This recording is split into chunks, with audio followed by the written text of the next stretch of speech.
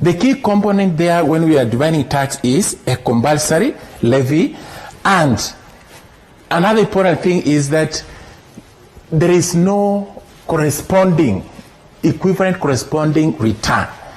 Or somewhere they say that there is no quid pro quo. When you pay taxes of 100 shillings, you are not expecting the government also to pay you back 100 shillings. But it doesn't mean that this particular government is supposed to take all your money without accounting for it. They are supposed to account. One of the principles of maximum social advantage in public finance requires that the cost should be equal with the benefit. The cost should be equal with the benefit, in the sense that the amount of tax we pay should be equal to the benefit we are receiving from the government for an economy to be able to grow.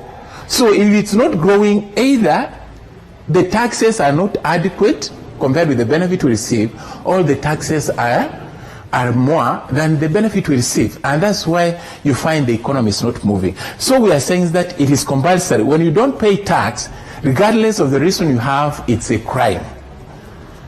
And that's why we are saying that it's a compulsory levy. Now, in the tax system, of course, there's somewhere in our lecture we say that there are some principles governing taxation. Like we say that there is equity, there is economy, there is conveniency, which are very important in taxation, that the tax should be able to be taxed according to the ability of the person. That's why we say the principle of economy. Then we say that there is principle of convenience, where the tax is supposed to be taxed at the time which is convenient, or which is easier for the taxpayer to be able to pay. Of course, we also say that tax system should follow the principle of economy, in the sense that the cost of collecting that particular tax should be minimal. That was very important about the tax system. So when the tax system fails to adhere to those particular principles, then it fails to achieve its objective of collecting enough revenue, which is enough to fund the government. And the key concept we have here, which governs the tax system, it is this optimal taxation, of which it's defined as, optimal taxation is defined as a tax system which establishes the relationship between equity and efficiency in taxation. That is, it must be able to achieve those two key elements for it to be a good tax system. And you remember well, when we talk about the optimal, there is also maximum. A maximum tax system is whereby you are being taxed as much as we are able. I mean the government is able to get the money out of it. And when we say that optimal, it means that is the right amount we are required to pay. And this right amount we are required to pay as a tax is defined in terms of equity and efficiency. Equity itself,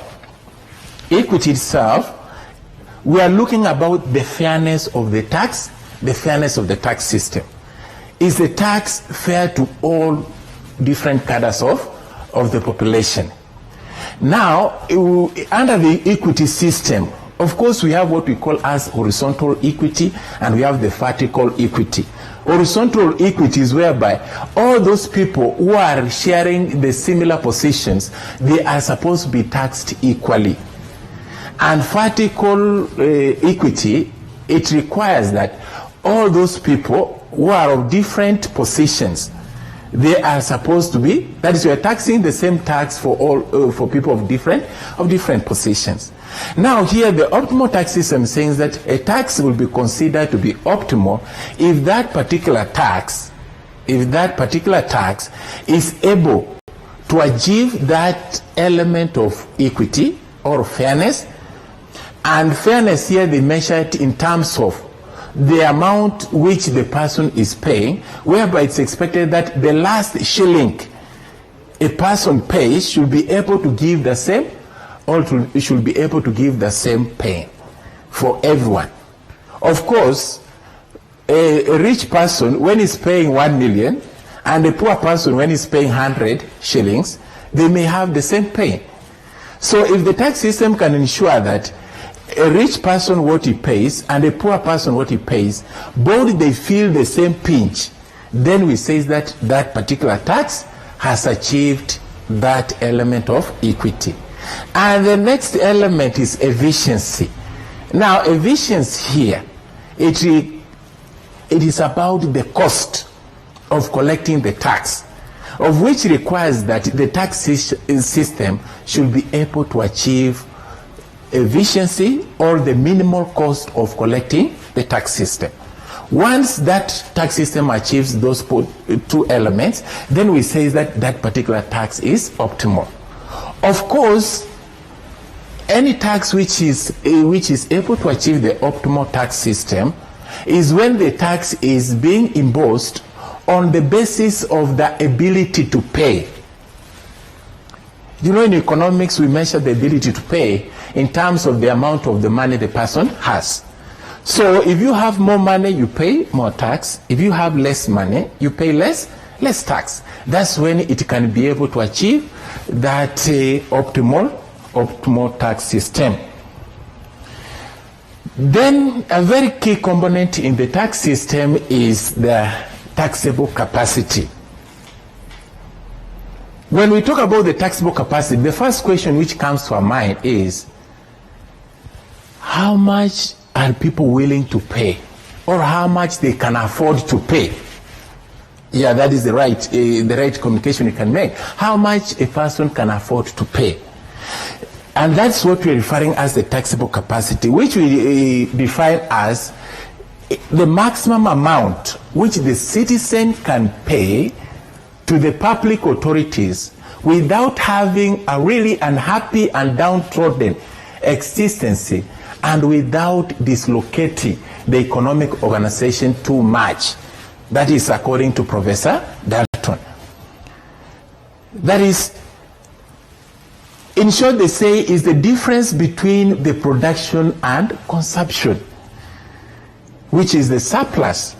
A person cannot pay the tax if he's not able to generate the surplus.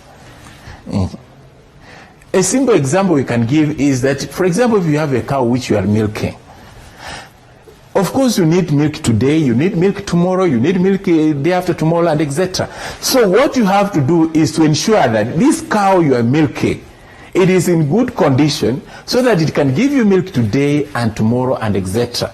Now, the same case when the government is taxing the public, it has to ensure that it is based on that taxable capacity. How much can they be able to afford?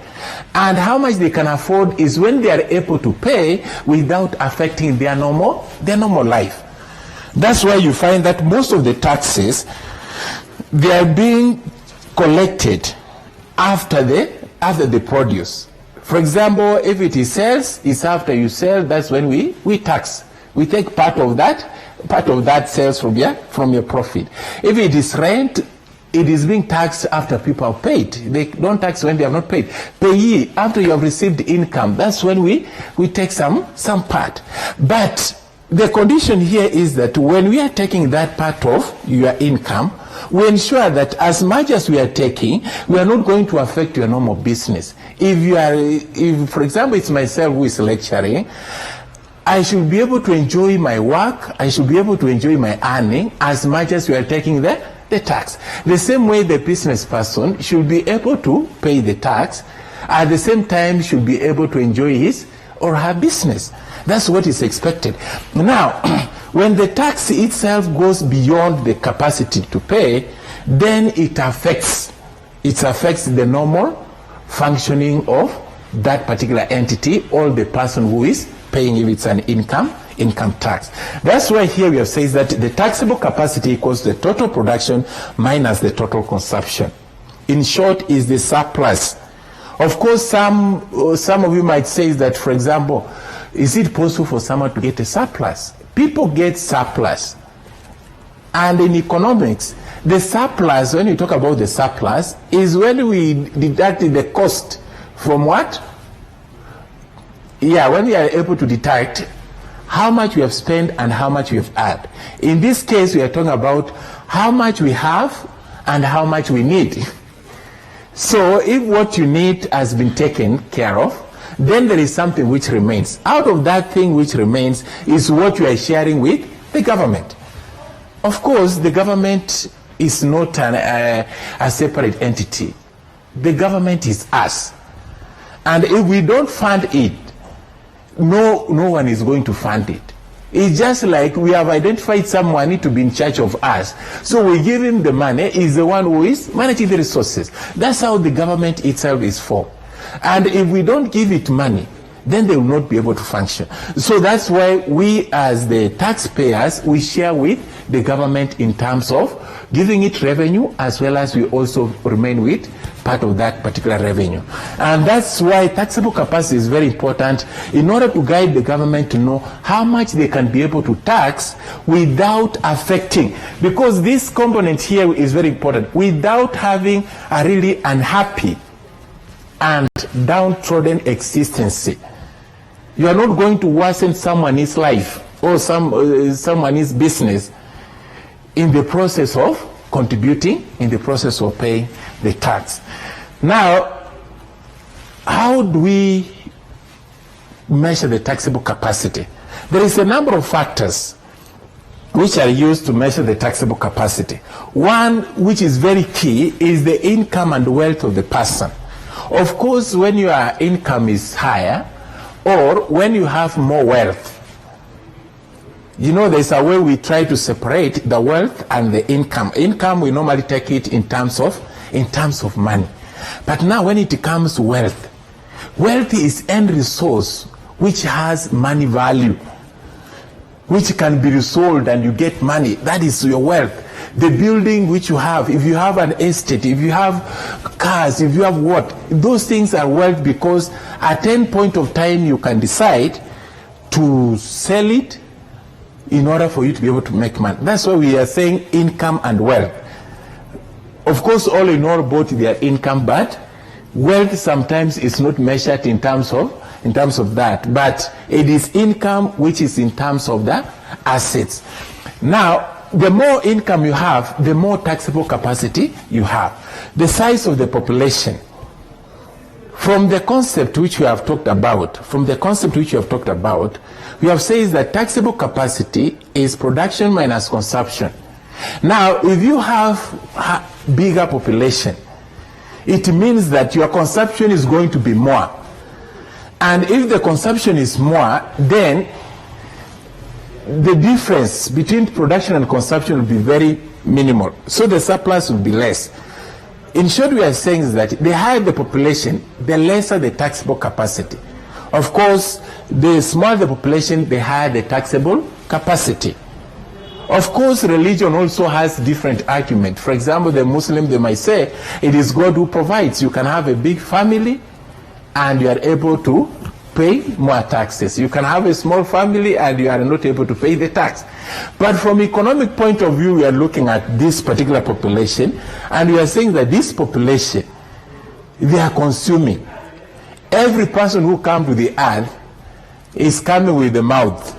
So is going to consume. So the more they are consuming, the more they are reducing the surplus. And the more it becomes difficult for someone to be able to pay. We have people's standard of living.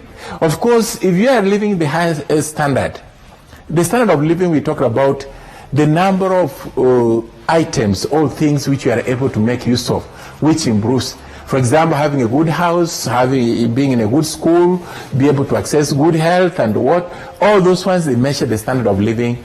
Of course, the higher the standard of living, the better. The psychology, the nature of the public expenditure.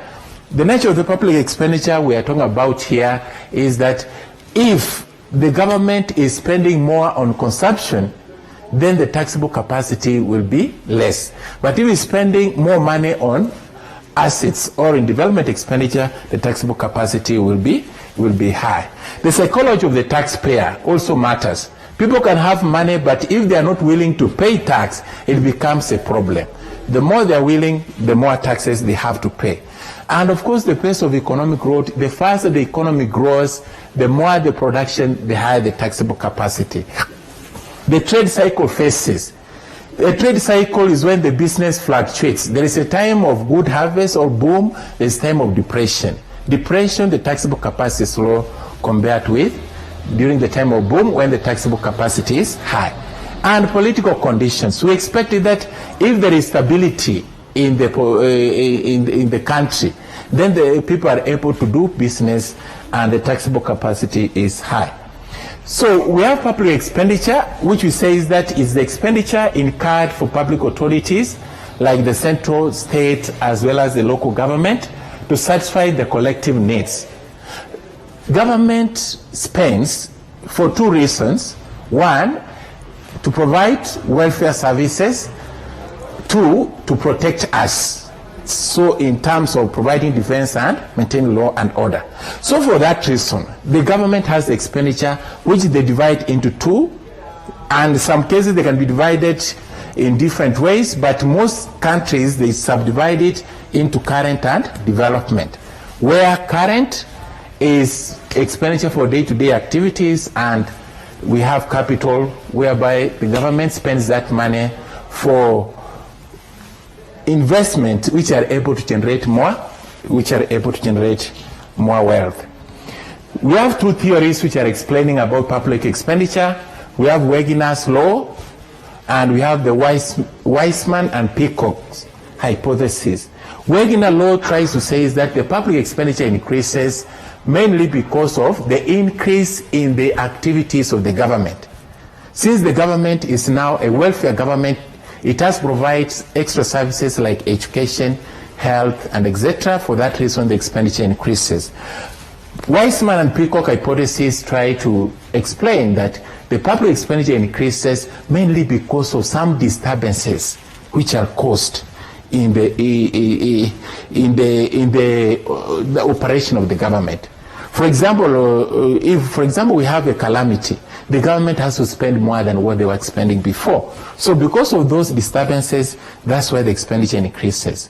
Of course, public expenditure affects three key areas. One is production, distribution, and stabilization.